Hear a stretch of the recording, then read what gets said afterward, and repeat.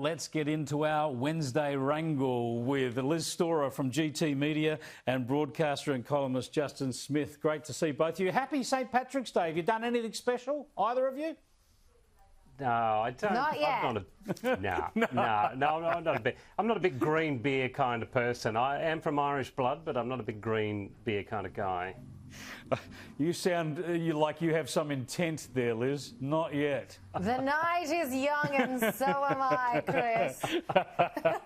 Yeah, well, Here comes the Baileys. Yeah, that's a little slogan I can't really use, but we will see. Now, I want to get into some ugly politics today. Let's start with you, Justin. Nicolle Flint. She has a point, doesn't she? Conservative women are viciously targeted. And let's be frank, left-wing women are as well, but it's particularly prevalent against conservative women, and they seem to have no defenders. I wouldn't say it's particularly prevalent. I would say that it's evened out. Unfortunately, this is one of the most even things in Canberra, which is the way women are attacked. I think what she's been through is just appalling. Anyone who has, I would say, anyone who's had anything to do with it, or anybody that has stood by and let it happen without speaking when they could have, I think should hang their heads in shame, because she seems to be an incredibly capable person, and if she's leaving politics, she should be leaving because you and I vote her out. She shouldn't be leaving over something like this. It's a damn shame, really. Yes, tough to watch her speech, isn't it, Liz? I mean, she's just she's battered and bruised and can't wait to get out of there. Yeah, it was very hard to watch, and considering that kind of abuse, what she copped at the last election, was of course now years ago, to see how clearly it's impacting her. It was a very emotional speech. Oh, it's been ongoing though, Liz. It's been ongoing. It hasn't stopped. You know, a lot of that was during the lead up to the campaign. It hasn't stopped, indeed, right. But the campaign was obviously very intense, etc. and so on. It has been ongoing. And her point in making this speech, Justin, not to disagree with you, but was the very fact that Labor, the left, basically had been silent on this, when we know full well that were she in their tribe, they wouldn't have shut up about it since. But here they are pontificating, you know, saying, why hasn't Morrison done more? The government this, the government that. She's saying, well, this is nice. Where were you guys? Where was this vocalisation when I was in the firing line? It didn't seem to matter because I'm on Team Blue. And she was begging them to stop politicising this. This is an issue across the board. No, I think yeah, you're right, Justin. Yeah, you go, Justin. Your response to that? No, I was just going to say, Liz, no, you and I are absolutely in agreement. I am saying that it is balanced on both sides, but yeah, I don't think enough has been said for her, because she's kind of sitting on the wrong side at the moment. And if she were sitting across the other side, she'd have a hell of a lot more support. But I would say she'd also be surrounded by men that would be whispering things like, hey, listen, toughen up a little bit. We've all sort of been through this. So I think it's just pretty crap. I've got to say, after going to that, in Melbourne, I went to that the March for Justice and talked to a lot of women there and interviewed women there. I would say it's pretty crap all round, and on both sides. If we can fix it up, that would be wonderful. Look, there is a lot of muck on both sides, and I've written before about how prominent women such as Lee Sales and other politicians, prominent women on the left, they get attacked as well. But I think you only have to dip into Twitter especially for a little while and you can see it's much worse for Conservatives, and partly because that whole Twitter green left crowd don't come to their defence, don't shut them down. They don't. They, as I've demonstrated earlier, the ABC apologises to Mike Carlton rather than standing up for Nicolle Flint. Just on the march earlier in the week, Liz. And to that point, Chris, we had Fran Kelly on the ABC, we had Samantha Maiden tweeting frantically. These guys are coming out, casting aspersions on Flint's experience. These are women of the left who are actually, you know, that no one pushes the whole believe all women mantra like the left, but when that woman is a conservative,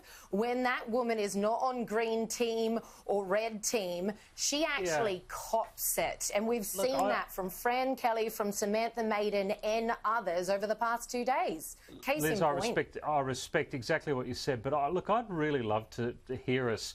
I say this, you know, with complete honesty. I would love to hear us drop a lot of this left and Greens and Conservative and all this kind of talk and start looking.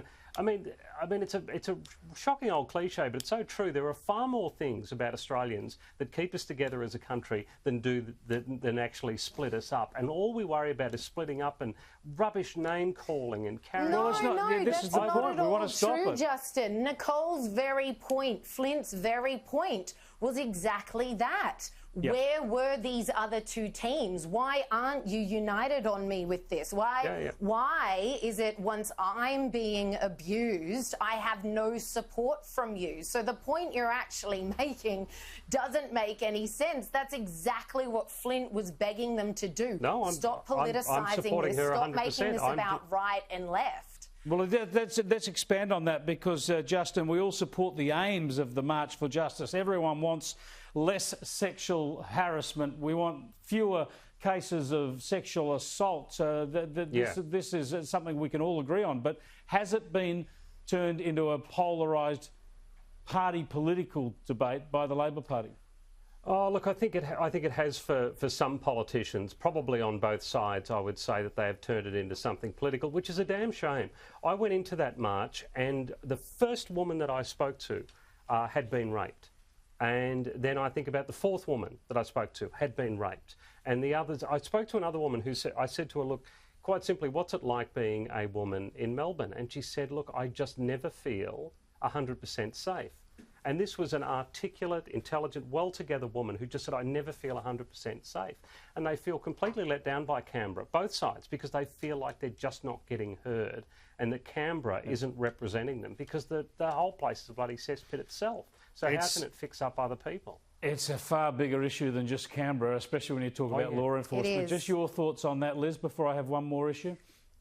Exactly as you just said, Chris. This is a far bigger issue than Canberra. I mean, a massively worthy cause, by all means march, but to march on Parliament to demand that Prime Minister Morrison stop violence against women, I'm sorry, that in and of itself is not feasible. We know abuse is already illegal here. We know that the Morrison government is already pouring hundreds of millions of dollars into fighting the scourge of violence against women in our nation. I think the smartest thing that I've heard said over the last few days was on Breakfast Radio, and that was from Shadow Minister for Women, Tanya Plibersek, saying, basically saying our kids are being sexualised from such a young age. And she quoted the stat that the average age for a first viewing of pornography in Australia is 10 years of age. Our kids are being taught that sexualised violence and dominance is okay and actually quite natural and normal from a young age. And if Parliament actually wants to do something about that,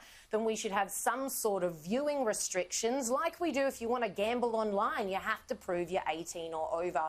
Right now, we've got kids availing themselves of highly adult content. I agree. And this is not just a moral issue. This is now, and there's mountains of research that point to this, this is an issue of health. This is an issue of safety for our kids going forward. Yeah, well, it's a very difficult segue for me to do to get from these serious issues to what I'm going to talk about next. But I wanted to finish on a happy note. And this is a woman who's combated sexism or barriers of sexism in her own way, and that is BEYONCÉ. She's broken all the records, more Grammys than any female artist in the past, just in the last couple of days. So the question for each of you to answer in 25 words or less is she the greatest female singer of all time? Justin, you go first.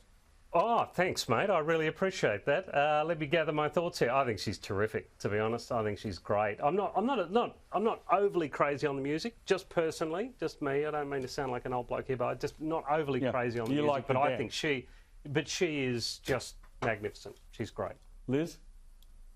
Look, vocally, she's got the lungs of a horse. She's incredibly talented. But I would go so far, Chris, and I'm sorry to turn your light-hearted point into... I know, I can see where this is going, She is one of the icons that feeds into the over-sexualisation of women. I prefer my singers with their clothes on and not gyrating around stage and singing it. No, I'm sorry. This is part... Hollywood plays into this. Singers and artists, they have millions of followers around the world. They are incredibly, incredibly influential.